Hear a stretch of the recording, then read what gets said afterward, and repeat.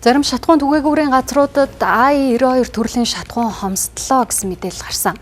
За тэгвэл шатхууны нийлүүлэлт хэвийн, харин шатхууны нөөцлөг сав хомс учраас сав агуулгыг нэмэхээр төлөвлөж засгийн газрын хуралдаанд оруулахар болсноо салбарын сайд мэдээллээ. За мэдээллийг сэтгүүлч Уянга дэлгэрүүлээ өргөнө.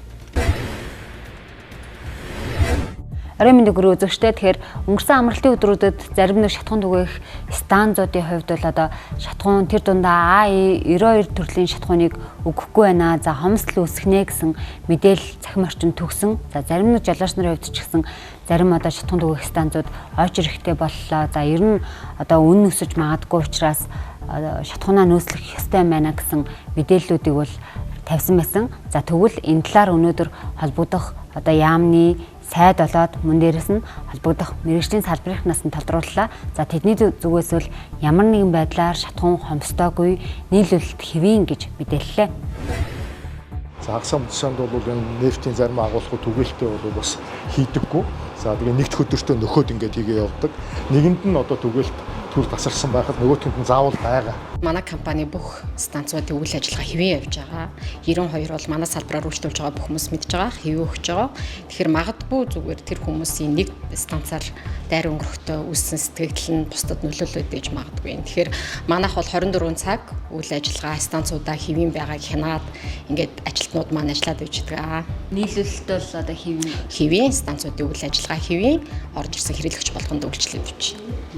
Үний хувьд одоо өөрчлөлтгүй юу? Үгүй, үний хувьд бол 2590 хэвээрээ байгаа. Үн дээр бол ямар нэг өөрчлөлт огторохгүй. За тэгвэл шатхууны үнийн мэдээллийг та бүхэнд харуулъя. Тэр дундаа I-92 шатхууны одоо жижиглэнгийн үнийн мэдээллийг харуулж байна. Энэ болохоор 2022 оны 9 сарын 26-нд болохоор 2390-ээр тогтсон.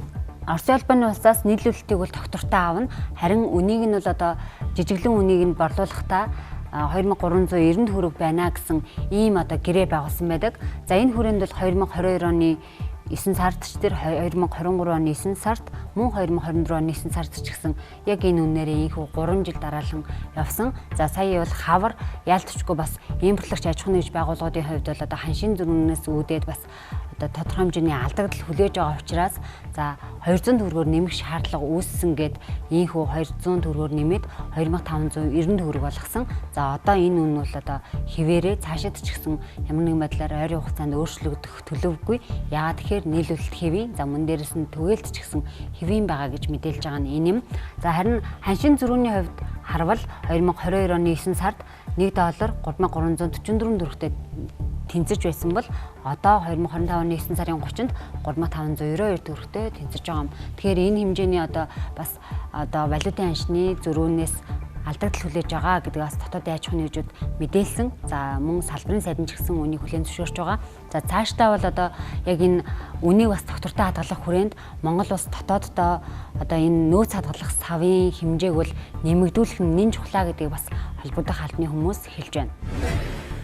Шатхууны сав барих одоо шийдвэрийг засгийн газраас гараад одоо энэ 3 өдрийн тогтоол одоо би оруулах гэж байна. За энэ тогтоолороо бидний асуудлыг шийднэ. Ингээд эх хонд бол үндсэндээ 1 сарын одоо нөөцөө хадгалж чаддаг хэмжээнд хүрэх одоо ийм шатхууны нөөцийн сав барих аж ахуйн нэгжүүдэд хөнгөлөлтөө зээл өгөх энэ шийдвэрийг удахгүй гаргах гэж байна. Улсын хэмжээнд нэг 90 гаруй аж ахуйн нэгжийн агуулгах нийтдээ 600 гаруй мянган метр куб буюу за тонорууд бол 400 мянга гаруй тонны багтаамжтай байдаг. Альва нэг улс эрчим хүчний тусгаар тогтнолоо хангахын тулд 3-6 сарын шатхуун хадгалах нөөцтэй эсвэл боловсруулах үйлдвэртэй бол газрын тус хадгалах нөөцтэй байх тийм шаардлага тавьдаг. Монгол улс бол 1 сарын нөөцөж хадгалах чадамжгүй байна өнөөдөр. Тэгэхээр энэ хадгалах нөөц савны асуудлыг бол ярилцлага шийдвэрлэх шаардлагатай. Энэ бол бодлогын арга хэмжээ. За Монгол улсын хувьд гэхэд шатхуун агуулгах савны мэдээллийг та бүхэнд тайлбарлан үзүүлвэл за 400 мянган тонн багтаамжтай юм байна. Улсын хэмжээнд байгаа нийт шатхууны савын нөөцийн хэмжээ нь бол ийм. Харин яг нөөцөд нь бол 30%-ийг нь бол одоо яг нөөцөлж болд юм байна. За ингээд ашиглахаар ойролцоогоор нэг 25-аас 27 хоногийн нөөц хадгалах сав бол хангалттай байгаа гэж үзэж болох юм байна.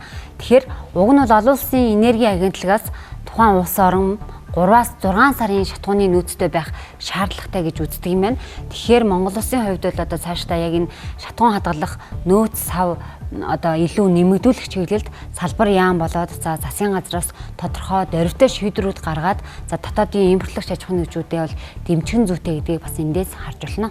За харин Монгол Улсын хувьд одоо яг баригдаж байгаа газрын төс боловсруулах үйлдвэрийн хувьд 2028 оны 1-р улирал ашиглалтанд орох төлөвлөгөөтэй явж байгаа. За энэ ажил бол одоо хэвийн эрчимтэй явагдаж байгаа гэдэг алтныхан мэдээлж ирсэн маа. За цаашдаа бол ойрын хугацаанд бол одоо газрын төс боловсруулах үйлдвэр ашиглалтанд орохоос өмнө Монгол улсад за импортлогч аж ахуйн нэгжүүдэд дэмжлэг үзүүлээд за ийхүү нөөц хадгалах савыг одоо олон болгох тоо хэмжээг нэмэгдүүлэх чиглэлд анхаарах зүйтэйг эндээс харж байна. Мэдээлэл хүргэлээ.